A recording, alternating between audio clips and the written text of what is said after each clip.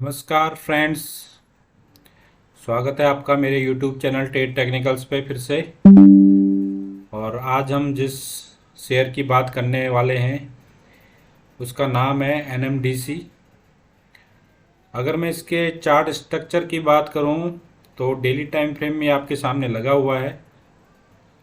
तो बहुत बढ़िया एक राउंडिंग बॉटम बना के मार्केट ऊपर की तरफ गया। अगर मैं यहाँ से आपको एक ट्रेड लाइन ड्रॉ करके दिखाऊं एनएमडीसी का डेली टाइम फ्रेम में, तो ये इस तरह का एक ट्रेड लाइन था। इसको इसने ब्रेक किया यहाँ पे 118 के लेवल पे। और अगर मैं यहाँ से अगर आपको बताऊँ यहाँ से, तो ये कि राउंडिंग बॉटम बना के गया है। यहाँ से आप देख सकते हैं ये एक राउंडिंग बॉटम बना के यही इसका ब्रेकआउट पॉइंट बन गया था। ये यहाँ से देख सकते हैं आप, ये एक ब्रेकआउट पॉइंट इसका यहाँ पे। और उसके बाद नीचे अगर मैं सपोर्ट की बात करूँ तो यहाँ पे एक मल्टीपल टाइम सपोर्ट था। ये देख रहे हैं आप, एक ये मल्टीपल टाइम यहाँ से उठा था, उसके बाद यहाँ से आया, यहाँ पे इसने दोबारा उठा, यहाँ से फिर दोबारा उठा, तो यहाँ पे एक राउंडिंग बॉटम बना है। तो एक सपोर्ट पे मल्टीपल टाइम 100 के आसपास से लेके 120, 25, 26 तक ये जो है प्राइस यहाँ से आप कह सकते हैं कि एक ये मल्टीपल टाइम यहाँ पे सपोर्ट लेके मार्केट ऊपर उठा। और साथ में ये ट्रेड लाइन जो नीचे से को आ रही थी इसका ब्रेकआउट मिला। जो स्विंग हाई था, लास्ट स्विंग हाई था, उसका भी ब्रेकआउट मिला।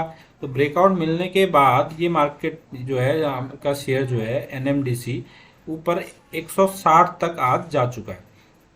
तो आप देख सकते हैं हमने जो रिकमेंडेशन पहले पुरानी दी हुई थी यहाँ पे, तो ये यहाँ पे ब्रेकआउट पे दे दी थी। तो अब मैं अगर आपको बात करूँ यहाँ से कितना और ऊपर जा सकता है, तो मैं आपको बात करूँ अगर इसकी एक रेंज में निकालूँ यहाँ से, तो ये इसकी एक रेंज है कम से कम यहाँ से 39 पॉइंट। ठीक है, 39-40 पॉइंट की ये रेंज एक बनती है छोटी सी। अगर मैं इसकी एक हायर रेंज निकालूं पूरे इसकी, तो यहाँ से बनती है कम से कम 70 पॉइंट। अगर मैं इसकी अब टारगेट की बात करूं तो इसका ब्रेकआउट पॉइंट अगर हम यहाँ से मानते हैं तो 39 पॉइंट, 40-41 पॉइंट। तो फर्स्ट टारगेट हमें यहाँ पे मिल चुका है। सेकंड टारगेट कहाँ तक जा सकता है? सेकंड टारगेट आपकी जा सकता है 180, 187 तक, 187 या आप मान लें इसको 190। तो 190 तक का टारगेट यहाँ पे आपको एनएमडीसी में मिल सकता है। लेकिन 190 पहुँचने में ये थोड़ा सा टाइम हो सकता है, टाइम ले ले, क्योंकि उससे पहले एक थोड़ा सा रेजिस्टेंस 173 पे इसको मिल सकता है। तो पहला टारगेट हमारा अचीव हो चुका है यहाँ से। जिसने नीचे बाइंग कर रखी है वो यहाँ पे आप इसको पहले टारगेट पे आप इसको निकाल सकते हैं, या हाफ पार्शली प्रॉफिट बुक कर सकते हैं, या हाफ प्रॉफिट बुक कर सकते हैं। अदरवाइज चार्ट स्ट्रक्चर की मैं बात करूं तो चार्ट स्ट्रक्चर इसका अभी भी बहुत पॉजिटिव है। तो अभी भी हम अगर इसको 150 के लेवल पे, 154 या 150 के लेवल पे ये जब भी मार्केट आता है 1-2 दिन में, तो आप इसको यहाँ से बाय कर सकते हैं। टारगेट की अगर मैं बात करूं तो 175 तक के अभी के लिए टारगेट है। अगर आपका लॉन्ग टर्म का नज़रिया है तो आप इसको यहाँ से 137 का एसएल लगा के, 137 का एसएल लगा के आप इसमें 200 तक के या 190 तक के टारगेट के लिए इसको होल्ड कर सकते हैं।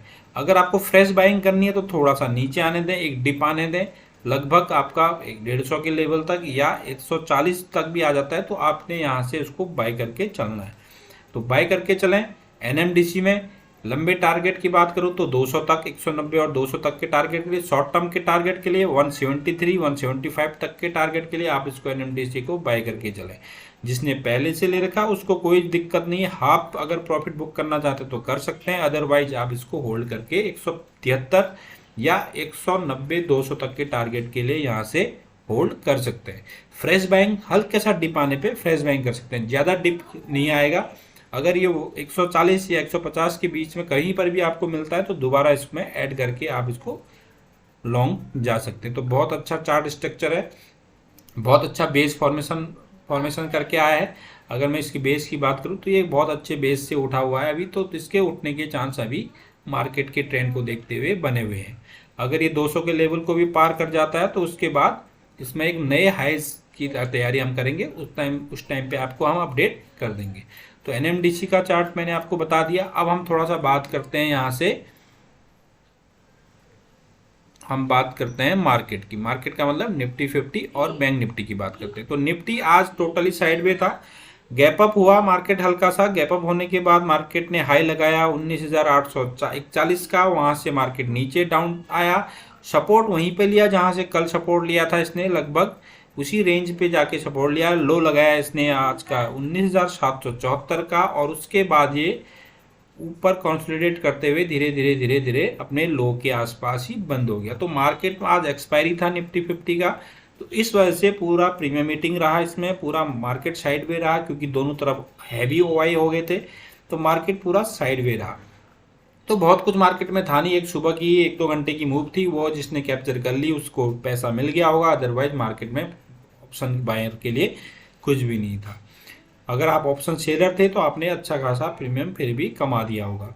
अगर मैं बात करूं कल के लिए क्या हो सकता है, अब ये दो रेंज इसकी बन चुकी है। अगर गैप डाउन होने के बाद 19,770 के नीचे गैप डाउन होकर सस्टेन करता है, तो यही जो लेवल है 19,780-70 का, ये एक रेजिस्टेंस का काम करेगा, और मार्केट यहाँ से रेजिस्टेंस कर लेके फिर से मार्केट नीचे आ सकता है।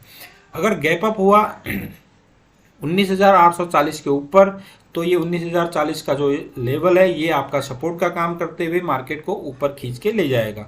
अगर मार्केट इसी रेंज के बीच में घुस जाता है, या ऊपर या नीचे खुलने के बाद भी इसके नीचे बीच में आता है, तो फिर ये फिर से यहाँ से कंसोलिडेट करता हुआ नजर आएगा।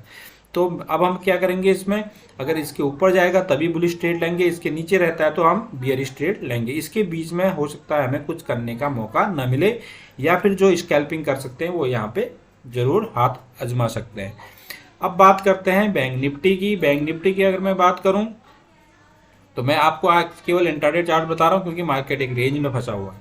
अगर मैं इसकी बात करूं बैंक निफ्टी की, तो बैंक निफ्टी ने आज का हाई लगाया गैप अप होने के बाद 44,693 का, और अगर लो की बात करूं तो इसने लो लगाया 44,536 का। तो ये भी एक रेंज में बधा हुआ है। रेंज क्या बन रही है 200 पॉइंट की, 700 और 400, तो 300 पॉइंट की रेंज में बैंक निफ्टी भी फंसा हुआ है। तो जब तक ये लेवल ऊपर के क्रॉस नहीं होंगे, 44,700 का लेवल ब्रेक नहीं होगा, या नीचे 44,400 का लेवल ब्रेक नहीं होगा, तब तक यहाँ पे आपको बीच में मार्केट फंसा हुआ नजर आएगा। अगर नीचे आता है तो आपको बाय करना है, ऊपर जाता है तो आपको सेल करना है। अगर इस लेवल के 44,700 के ऊपर ही टिक जाता है, सस्टेन करता है, तो आपको बुलिश साइड जाना है। अगर 44,400 के नीचे सस्टेन करता है तो आपको बियरिश तरफ जाना है। बीच में आप इसमें सपोर्ट पे आने पे बाय कर सकते हैं, रेजिस्टेंस पे आने पे सेल कर सकते हो। तो सिंपल सा यही है। डेली टाइम फ्रेम में आपके साथ डिस्कस आज नहीं कर रहा हूं, क्योंकि मार्केट अभी एक रेंज में हो गया है। चांसेस ज्यादा है कि मार्केट अगर हो सकता है कि यहाँ से एक पॉज लेने के बाद ऊपर ब्रेकआउट कर दे, क्योंकि 800 के लेवल को जब तक होल्ड कर रहा है निफ्टी, और जब तक 44,500 के लेवल को बैंक निफ्टी होल्ड कर रहा है, तब तक हम सोच सकते हैं कि एक बुलिश मोमेंटम आ सकता है। अदरवाइज आप लोग इंट्राडे के हिसाब से इसमें इस तरह से काम कर सकते हैं। तो ये व्यू था मेरा निफ्टी और बैंक निफ्टी पे, और बाकी कल डिस्कस करते हैं मार्केट किस तरह से खुलता है। तो thank you for watching, wish you wealth, happy trading. आज के लिए इतना ही, थैंक यू, बाय बाय।